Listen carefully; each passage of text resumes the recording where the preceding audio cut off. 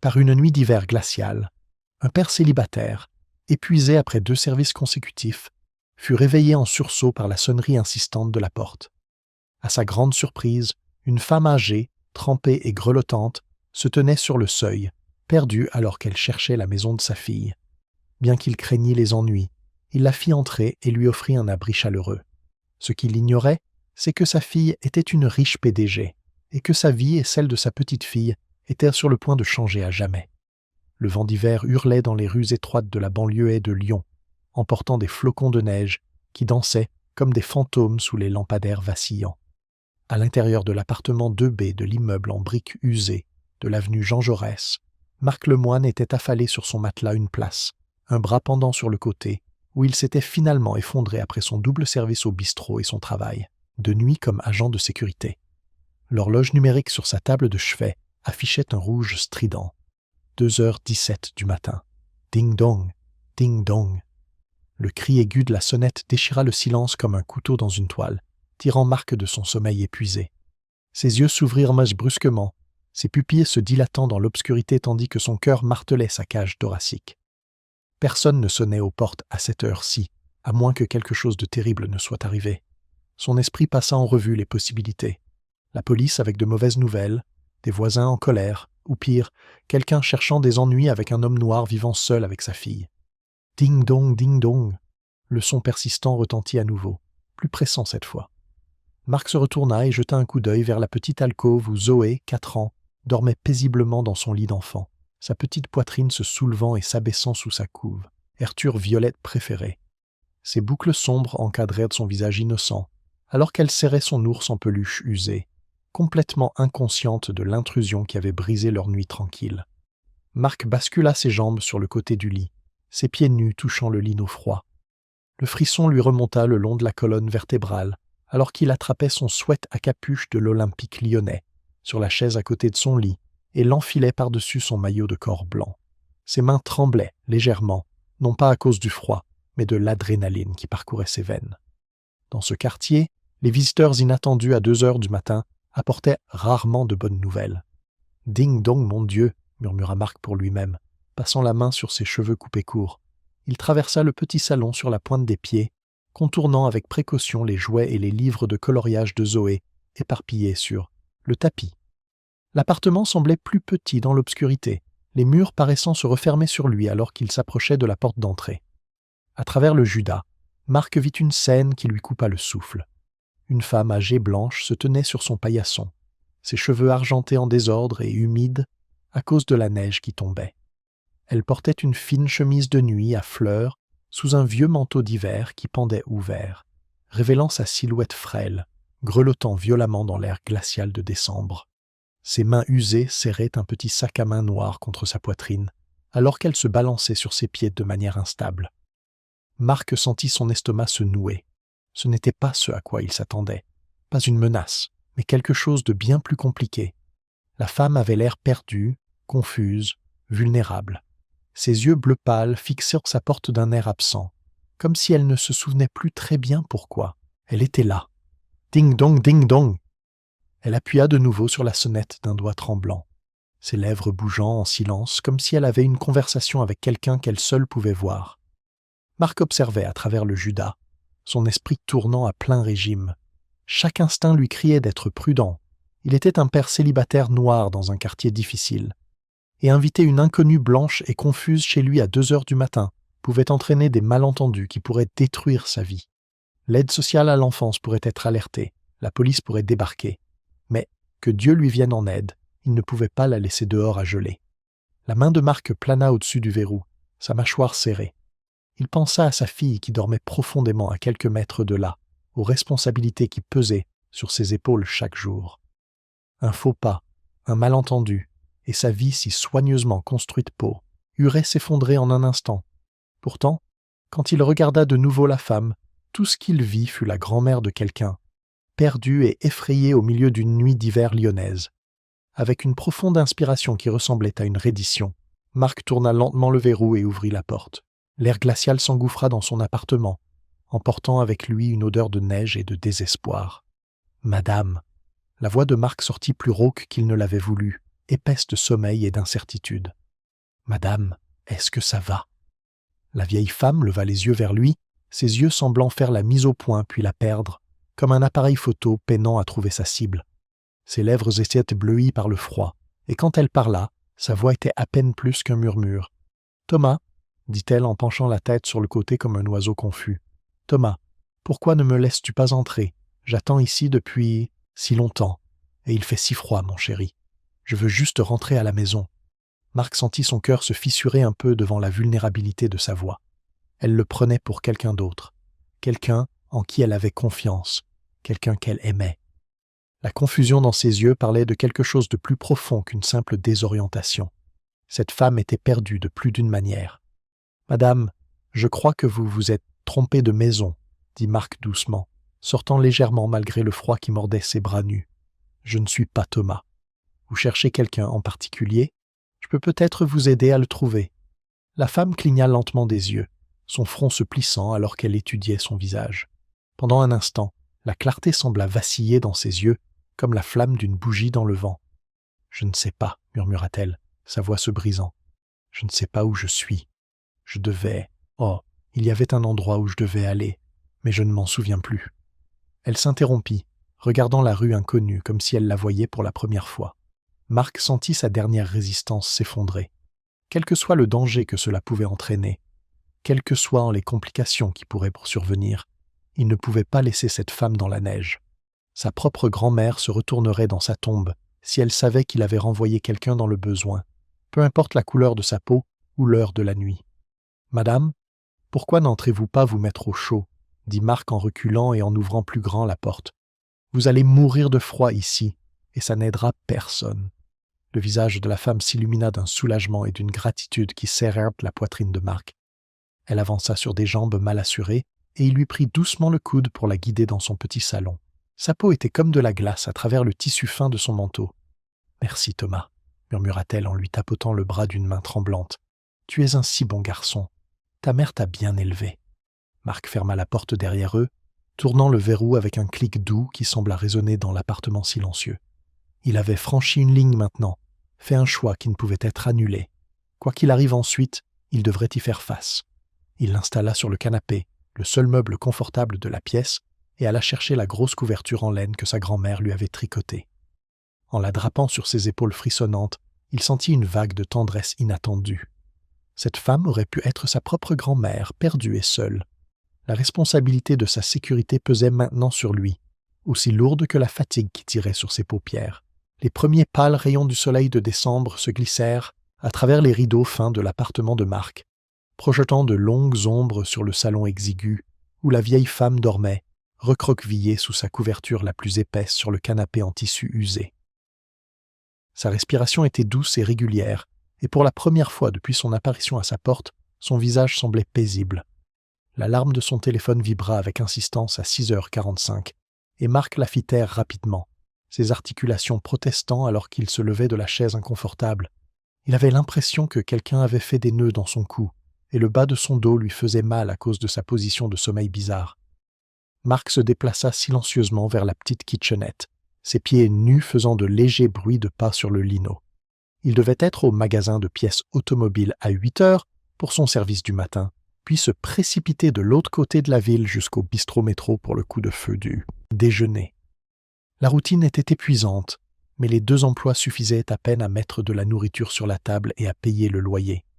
Manquer un seul service signifiait choisir entre les courses et les factures. « Thomas !» La voix de la vieille femme s'éleva du salon, pâteuse de sommeil et de confusion. « Thomas, c'est toi qui prépares le petit déjeuner, mon chéri ?» Marc se figea, la main sur la cafetière, son estomac se nouant sous le poids familier de la responsabilité.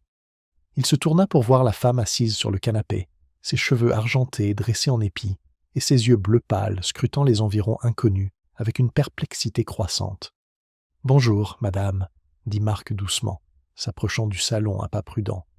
« Vous êtes dans mon appartement. Vous êtes venu hier soir, vous vous souvenez? Vous aviez froid et vous étiez perdu. » La femme cligna lentement des yeux, ses mains usées lissant sa chemise de nuit froissée, et sous la couverture, son regard fixé sur le visage de Marc avec une intensité qui le mit mal à l'aise. « Vous lui ressemblez tellement, » murmura-t-elle, un triste sourire se dessinant sur ses lèvres. « Mon Thomas, il a à peu près votre âge maintenant. Vous savez, un si beau jeune homme, tout comme son père. » Elle marqua une pause, son expression devenant lointaine. « Bien que je ne l'ai pas vu depuis... Combien de temps cela fait-il » Avant que Marc ne puisse répondre, le bruit de petits pieds trottinant sur le sol attira leur attention. Zoé sortit de l'alcôve de la chambre. Son pyjama violet était froissé par le sommeil et ses boucles sombres formaient un halo sauvage autour de sa tête. Elle serrait son ours en peluche contre sa poitrine et regardait l'inconnu sur leur canapé avec de grands yeux curieux. « Papa ?» La voix de Zoé était petite et incertaine. « C'est qui la dame ?» Le visage de la vieille femme se transforma complètement à la vue de la petite fille. Sa confusion sembla se dissiper, remplacée par une joie et un émerveillement pur. Elle joignit les mains sur son cœur, ses yeux se remplissant de larmes. « Oh mon Dieu !» souffla-t-elle, sa voix tremblant d'émotion. « Quel magnifique petit ange! Viens ici, ma chérie. Viens voir mamie Éléonore. » Zoé leva les yeux vers son père, interrogatrice, son pouce trouvant le chemin de sa bouche, une habitude qu'elle n'avait que lorsqu'elle se sentait incertaine. Marc s'agenouilla au niveau de sa fille, lui retirant doucement le pouce et lissant ses boucles indisciplinées. « C'est Madame Éléonore, ma puce, » expliqua Marc, sa voix tendre mais fatiguée. « Elle s'est perdue hier soir et elle avait besoin d'un endroit sûr où rester. Tu te souviens de ce que papa te dit toujours sur le fait d'aider les gens quand ils ont des problèmes ?» Zoé hocha solennellement la tête, son esprit de 4 ans traitant cette information avec le sérieux qu'elle réservait aux leçons les plus importantes de son père. Elle s'approcha prudemment d'Éléonore, serrant toujours son ours en peluche comme un bouclier. « Tu es triste parce que tu es perdue ?» demanda Zoé, penchant la tête sur le côté. « Quand je me perds dans le magasin, papa me retrouve toujours. Peut-être qu'il peut t'aider à retrouver ta famille aussi. » Les larmes d'Éléonore débordèrent, coulant sur ses joues, alors qu'elle tendait la main pour toucher la joue douce de Zoé. « Tu es une enfant si douce, » murmura-t-elle, « tout comme ma petite fille l'était. Elle avait des boucles comme les tiennes, si jolies et sauvages. » Marc sortit son portefeuille en cuir usé et compta les billets à l'intérieur avec une appréhension croissante. 2 billets de 20, 1 de 5 et 2 billets d'1 euro froissés. 47 € pour tenir jusqu'à sa prochaine paie vendredi, dans 3 jours. Cela devrait couvrir les les courses et tout autre imprévu. Son estomac se tordit d'une anxiété familière. « Papa, Madame Éléonore dit qu'elle aime les pancakes, » annonça Zoé en sautillant dans la cuisine, suivie de près par Éléonore. « On peut faire des pancakes pour le petit déjeuner ?» Éléonore se déplaçait lentement, une main traînant le long du mur pour se soutenir, mais ses yeux brillaient du simple plaisir d'interagir avec la petite fille.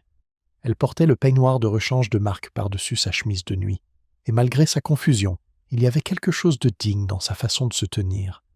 Marc ouvrit le réfrigérateur presque vide et fixa son maigre contenu, un demi-litre de lait qui périmerait demain, 2 œufs et un reste de plat à emporter d'il y a 3 jours qui n'était probablement plus bon à manger.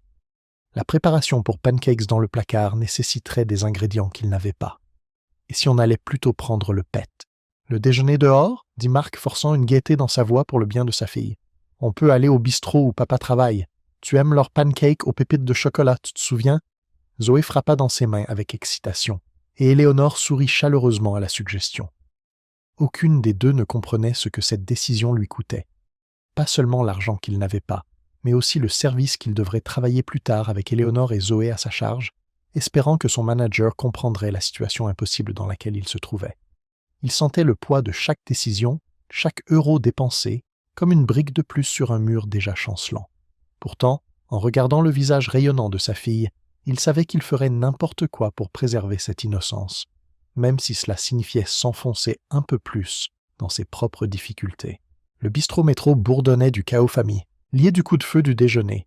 L'air était épais de l'arôme d'oignons grillés, de lard grésillant et de café frais qui infusait depuis l'aube. Marc poussa les portes d'entrée en verre, les maintenant ouvertes pour Éléonore et Zoé, qui le suivaient de près comme des canetons suivant leur mère. Les sons et les odeurs familiers du bistrot l'enveloppèrent comme une couverture usée. C'était sa deuxième maison, l'endroit où il passait plus d'heures éveillé que n'importe où ailleurs. Mais aujourd'hui, c'était différent. Il portait la responsabilité des 2 personnes qui dépendaient de lui. « Table pour 3 ?» demanda Marie, l'hôtesse.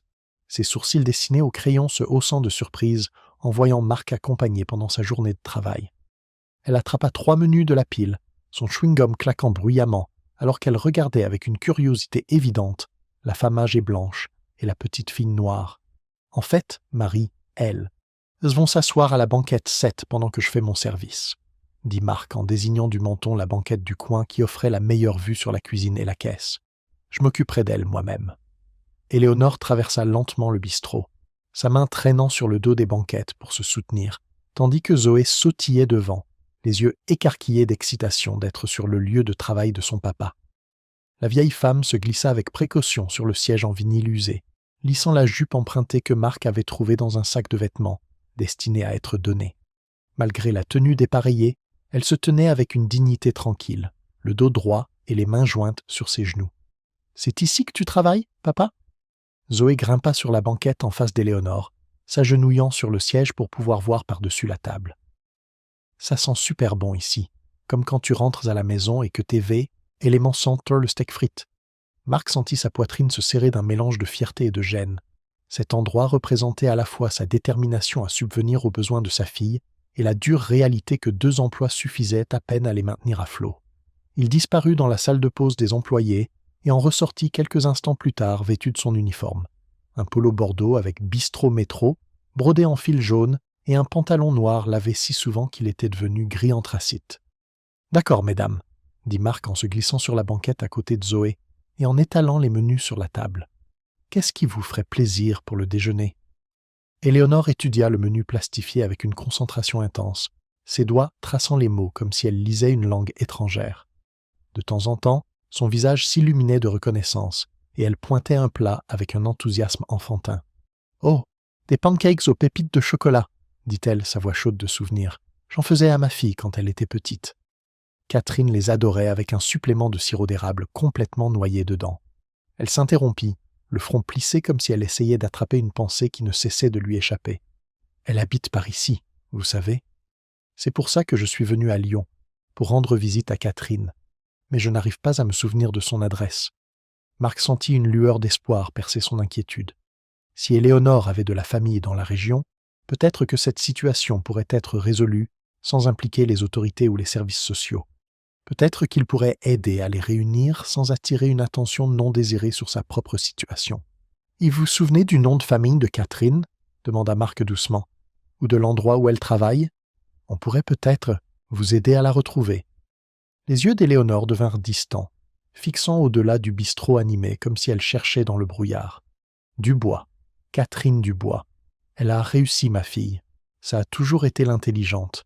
Elle a un gros poste dans l'informatique ou quelque chose de moderne comme ça. » Elle secoua lentement la tête. « Mais le quartier change tout le temps et je me suis embrouillé avec les bus à prendre. » Zoé tendit la main par-dessus la table et tapota la main usée d'Éléonore avec ses petits doigts.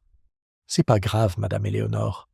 Moi aussi, des fois, je suis embrouillé, comme quand papa m'emmène au grand supermarché et que tous les rayons se ressemblent. » Ce simple geste fit monter les larmes aux yeux d'Éléonore. Elle retourna sa main, paume vers le haut, pour tenir les petits doigts de Zoé. « Tu es une fille si douce. Tu me rappelles Catherine quand elle avait ton âge, toujours à essayer de réconforter tout le monde. » Marc sortit son portefeuille et regarda les 47 € pour la 3e fois ce matin-là, calculant et recalculant ce qu'il pouvait se permettre. 3 menus petit déjeuner coûteraient 42 € avec les taxes, lui laissant 5 € jusqu'à vendredi. Pas d'argent pour l'essence, pas de courses, pas de fonds d'urgence. Mais en regardant le visage excité de Zoé et le sourire reconnaissant d'Éléonore, il savait que les calculs n'avaient pas d'importance. 3 assiettes de pancakes aux pépites de chocolat, annonça Marc en fermant le menu avec fermeté. Avec un supplément de sirop comme Catherine les aimait. Karim Méziani sortit de la cuisine avec une cafetière fraîche, ses yeux sombres se posant immédiatement sur le trio inhabituel de la banquette 7. Il travaillait aux côtés de Marc depuis 2 ans, partageant l'épuisement des doubles services et la lutte pour faire vivre leur famille avec des salaires de misère.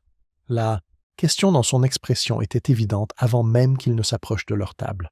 « Marc, mon pote, qu'est-ce qui se passe ?» demanda Karim à voix basse, remplissant leur tasse de café, tout en gardant un ton amical pour les clients.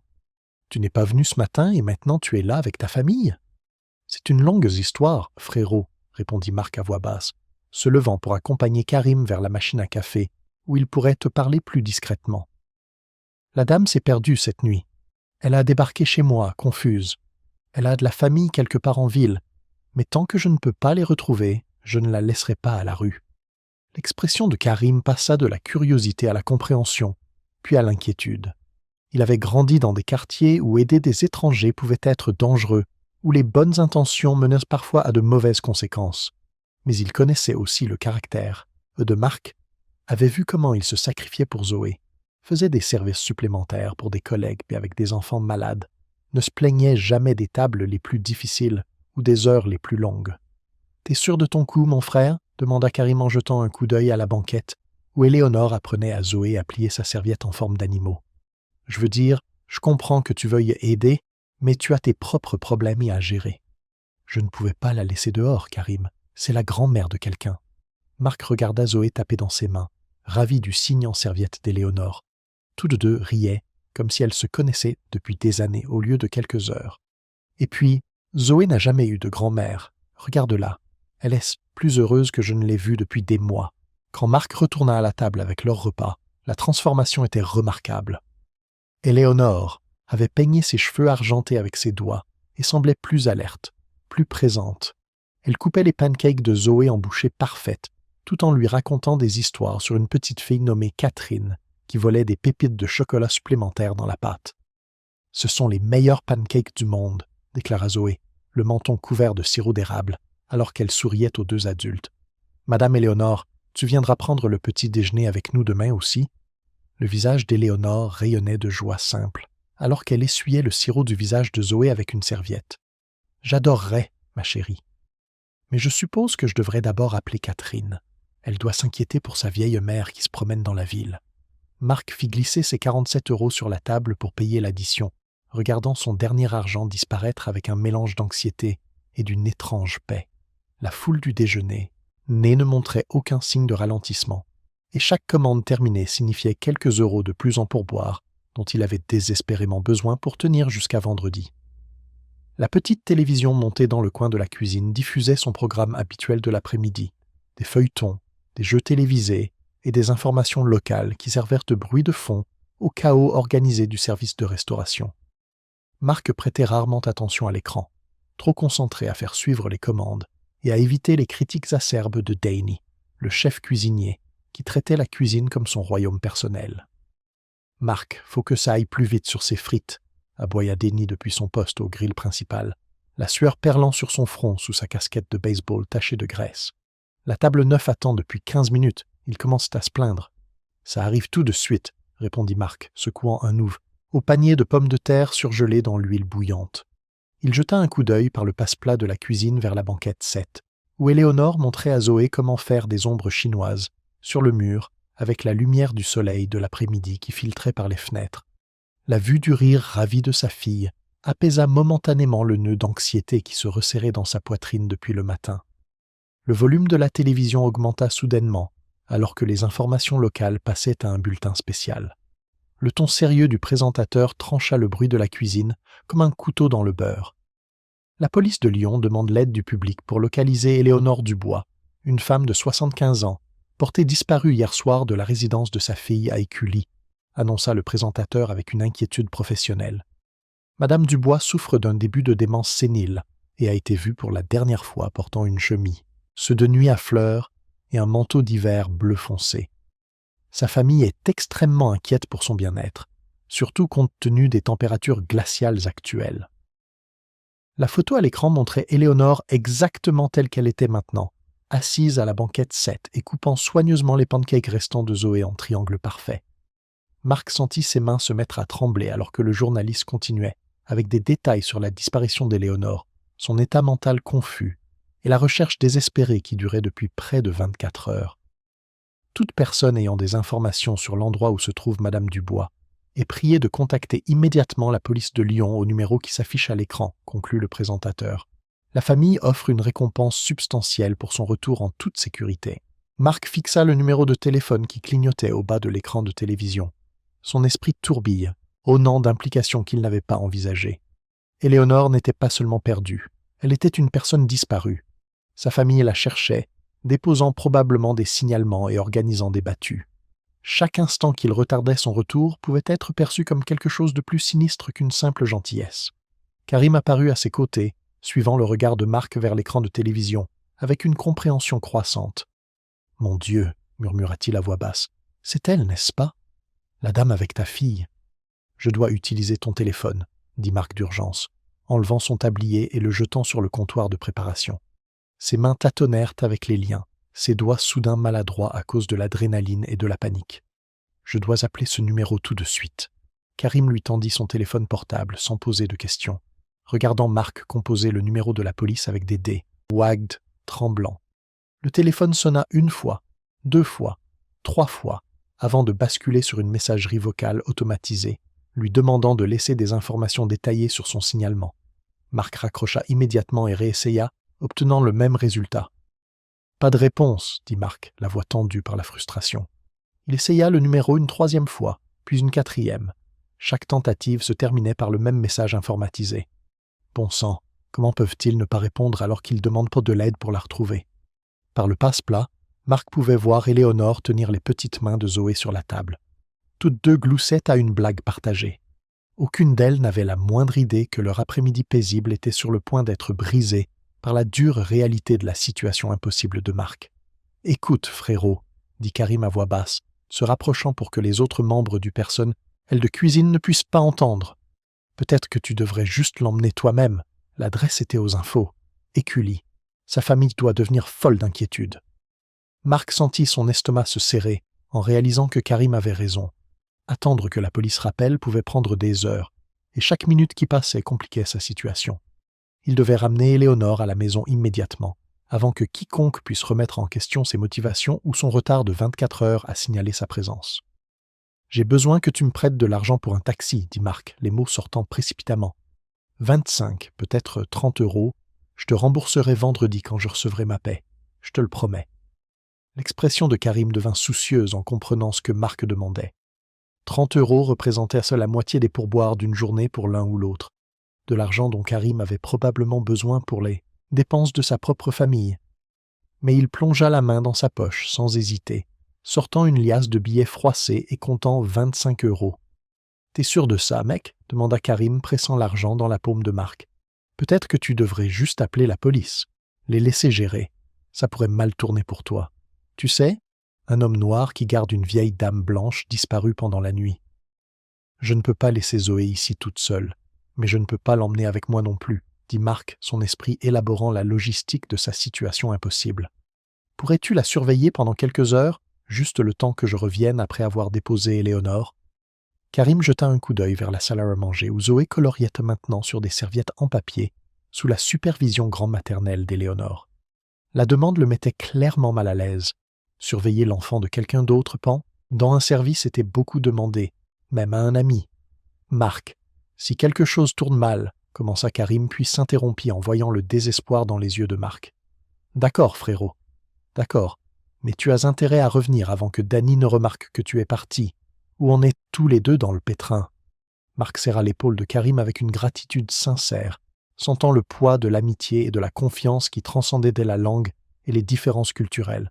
« Je te revaudrai ça, mon frère, plus que de l'argent. Je te revaudrai ça. » Alors que Marc se dirigeait vers la banquette 7 pour récupérer Éléonore, ses jambes semblaient instables sous lui. Il était sur le point de prendre le plus grand risque de sa vie, laissant sa fille avec un collègue pendant qu'il transportait une personne disparue à travers la ville dans un taxi qu'il ne pouvait pas se permettre. Mais en regardant le visage confus et confiant d'Éléonore, en se souvenant de la façon dont elle l'avait appelé Thomas dans la neige, il savait qu'il n'y avait pas d'autre choix avec lequel sa conscience pourrait vivre. Le soleil de l'après-midi projetait de longues ombres sur le petit appartement de Marc alors qu'il était assis à la table de la cuisine, fixant les 4,64 euros éparpillés devant lui. Tout ce qui restait de son argent après la course en taxi de la veille, jusqu'à Écully.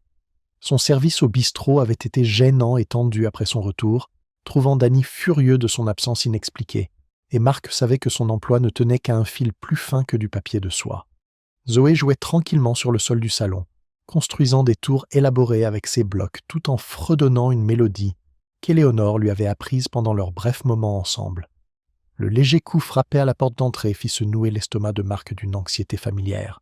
Les propriétaires, les C, au lecteur de factures, et les assistantes sociales frappèrent tous avec cette même politesse mesurée qui précédait les mauvaises nouvelles.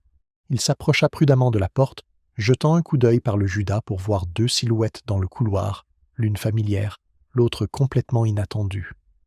Éléonore Dubois se tenait dans le couloir, vêtue d'un manteau de laine couleur crème et d'une écharpe assortie, ses cheveux argentés soigneusement coiffés, et sa posture confiante d'une manière que Marc n'avait jamais vue. La confusion et la désorientation qui avaient obscurci ses yeux la veille s'étaient complètement dissipées, remplacées par une intelligence vive et une reconnaissance chaleureuse. À côté d'elle se tenait une femme d'une 40aine d'années, impeccablement vêtue d'un tailleur pantalon anthracite qui coûtait probablement plus que ce que Marc gagnait en 3 mois. Marc ouvrit lentement la porte, son cœur martelant ses côtes alors que le visage d'Éléonore s'illuminait d'une joie sincère en le revoyant. « Thomas !» s'exclama Éléonore, puis elle se reprit avec un petit rire qui ne portait aucune gêne. « Je suis désolée, Marc. Je me souviens de tout clairement maintenant. Vous devez penser que je suis une vieille femme sotte de m'être autant embrouillée et de vous appeler par le nom de mon fils. »« Madame Dubois, » dit Marc, un soulagement l'inondant en la voyant en sécurité et clairement saine d'esprit. « Je suis si content que vous alliez bien. Je me suis inquiété pour vous toute la journée. » La femme à côté d'Éléonore s'avança avec un sourire professionnel qui n'atteignait pas tout à fait ses yeux. Elle tendit une main manucurée vers Marc, sa poignée ferme et évaluatrice quand il la serra. « Monsieur le moine, je suis Catherine Dubois, la fille d'Éléonore, » dit-elle, sa voix portant la confiance polie de quelqu'un habitué aux salles de conseil et aux déjeuners d'affaires. « Je ne saurais exprimer à quel point je vous suis reconnaissante pour ce que vous avez fait pour ma mère. Quand elle m'a raconté votre gentillesse... » La voix de Catherine s'éteignit alors que Zoé apparaissait à côté de Marc, se pressant contre sa jambe tout en regardant les visiteuses avec de curieux yeux bruns. Éléonore s'agenouilla immédiatement au niveau de Zoé, son visage se transformant d'une chaleur grand-maternelle alors qu'elle ouvrait les bras. « Voilà ma petite artiste, » dit doucement Éléonore, et Zoé courut dans son étreinte sans hésitation. « Je t'ai apporté quelque chose, ma chérie. J'espère que ton papa sera d'accord. » De son sac à main, Éléonore sortit une petite boîte à bijoux en bois peinte de fleurs délicates. Quand elle l'ouvrit, une minuscule ballerine se mit à tourner sur la mélodie de la lettre à Élise, et Zoé poussa un cri de délice qui fit sourire les 2 femmes. « Elle était, à moi quand j'avais à peu près ton âge, » expliqua Éléonore en plaçant soigneusement la boîte à musique dans les petites mains de Zoé. « Chaque petite fille devrait avoir quelque chose de beau qui n'appartient qu'à elle. » Marc sentit sa gorge se serrer en regardant le visage de sa fille s'illuminer d'émerveillement. Il n'avait jamais pu lui offrir quelque chose d'aussi joli, rien qui ne soit pas pratique ou nécessaire à leur survie de base. « Madame Dubois, vous n'aviez pas besoin de faire ça, » dit Marc à voix basse. « Prendre soin de votre mère était juste, c'était la chose à faire. » Catherine étudia Marc avec un nouvel intérêt, son regard perçant de femme d'affaires, observant ses vêtements usés, l'appartement dépouillé visible derrière lui, et l'amour évident entre le père et la fille. Elle échangea un regard significatif avec sa mère avant de reprendre la parole. « Marc, pouvons-nous entrer? J'aimerais entendre toute l'histoire. Et depuis le début, si cela ne vous dérange pas. Mère m'en a raconté une partie, mais je soupçonne qu'il y a des détails qu'elle a omis. » Ils s'installèrent dans le petit salon. Catherine se percha délicatement sur le bord du canapé, tandis qu'Éléonore s'installa confortablement à côté de Zoé sur le sol, s'engageant immédiatement avec les tours de bloc et les animaux en peluche. Marc resta debout, mal à l'aise d'avoir quelqu'un de la richesse et du statut évident de Catherine dans sa modeste demeure. « Mère m'a dit qu'elle essayait de me rendre visite mardi soir, » commença Catherine, son ton professionnel mais pas méchant. Elle a pris le bus depuis sa résidence pour personnes âgées, mais s'est trompée d'arrêt pour le mien. Quand elle a vu votre numéro d'appartement, le 2B, elle a pensé que c'était mon adresse sur le boulevard des Belges. Les numéros l'ont embrouillée. Éléonore hocha la tête depuis le sol où elle aidait Zoé à Hareng. « J'ai ces blocs en château. J'étais si certaine d'avoir trouvé la maison de Catherine. Et quand vous avez ouvert la porte, Marc, vous ressembliez tellement à mon fils Thomas que tout semblait juste. Mon esprit a comblé les vides avec ce que je voulais voir. » Elle m'a dit comment vous l'avez accueilli sans poser de questions, continua Catherine, sa voix se réchauffant. Comment vous avez renoncé à votre propre lit, partagé votre dernier repas, dépensé de l'argent que vous ne pouviez pas vous permettre pour vous assurer qu'elle était à l'aise. Et puis, quand vous avez réalisé qu'elle était portée disparue, vous l'avez ramenée à la maison immédiatement, sans poser de questions. Marc se sentit mal à l'aise, peu habitué à être loué pour des actions qui lui semblaient relevé de la simple décence humaine. N'importe qui aurait fait la même chose. Non, dit fermement Catherine, se levant et marchant vers la fenêtre qui donnait sur le parking rempli de vieilles voitures et de bouteilles de bière vides. La plupart des gens auraient appelé la police immédiatement, ou l'auraient renvoyée, ou auraient trouvé une douzaine de raisons pour lesquelles aider n'était pas leur responsabilité. Vous vous êtes mis en danger pour aider une étrangère. Elle se retourna pour faire face à Marc, son expression sérieuse et pensive. « Marc, que faites-vous dans la vie ?»« Je travaille au bistrot métro et chez Autopièces Lemoine, » répondit Marc, se demandant où cette conversation menait. « 2 emplois à temps partiel, principalement. Ça permet de mettre à manger sur la table. » « Quel est votre parcours scolaire ?» Marc sentit la chaleur lui monter au cou, embarrassé par son manque de qualification formelle. « Le baccalauréat, quelques cours à l'université, mais j'ai dû arrêter quand Zoé était née.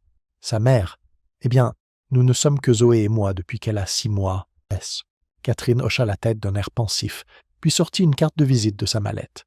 Marc la lut avec un étonnement croissant. Catherine Dubois, PDG, Tech Forward Solutions. « Je dirige une société de conseil en technologie, » expliqua Catherine. « Nous ouvrons une nouvelle agence ici à Lyon, axée sur l'aide aux entreprises locales pour moderniser leurs opérations. J'ai besoin de quelqu'un pour gérer cette agence, quelqu'un d'intègre, quelqu'un qui comprend cette communauté, quelqu'un qui fait passer les gens en premier. » Marc la fixa, certain d'avoir mal compris. « Madame, j'apprécie l'idée, mais je ne connais rien à la technologie ou à la gestion d'entreprise. Ces choses-là s'apprennent, » dit Catherine, sa voix devenant plus animée. « Ce qui ne s'apprend pas, c'est le caractère. Ce qui ne s'apprend pas, c'est le genre de personne qui dépense ses 47 derniers euros pour nourrir une étrangère confuse et son propre enfant. Ce qui ne s'apprend pas, c'est quelqu'un qui sacrifie son travail pour faire ce qui est juste. » Éléonore leva les yeux du sol, ses yeux brillants de larmes non versées. « Marc, vous m'avez donné plus qu'un abri cette nuit-là.